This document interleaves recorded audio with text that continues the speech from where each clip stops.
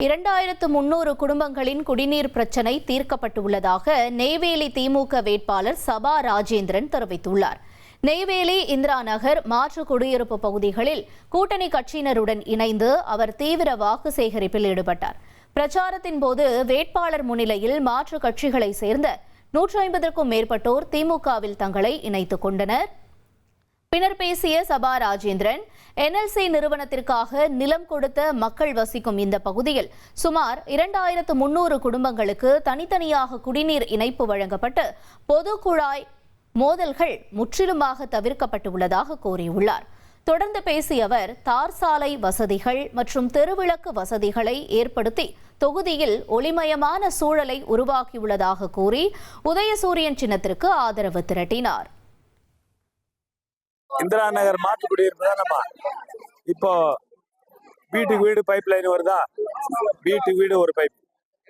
இதுக்கு முன்னாடி எத்தனை வருஷமா வருது? 6. இதுக்கு முன்னாடி 6 வீட்டுக்கு ஒரு பைப் இருந்தது. இப்போ எவ்வளவு நாளா, எத்தனை மாசமா? இப்போ 2 வருஷமா நமக்கு வீட்டுக்கு ஒரு பைப் லைன் வாங்கி கொடுத்துட்டோம். அது நான் தான் எம்எல்ஏ இருந்து சேர்மனை, நெய்வேலி சேர்மனை அங்கே அழைச்சிட்டு வந்து நம்ம வீதிகள் தெருவா நடந்து சுத்தி பார்த்தோம்.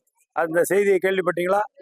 நாங்க தான் நம்ம தெருவில் கூப்பிட்டு வந்து அங்க இருக்கிற நிலைமையை பார்த்து 6 வீட்டுக்கு ஒரு பைப் லைன் இருந்தது. அதை ஒரு வீட்டுக்கு ஒரு பைப் லைனா கொடுக்கணும்னு கிட்டத்தட்ட எத்தனை வீடு அங்க இருக்கிறதுங்க? 1200 குடும்பம்.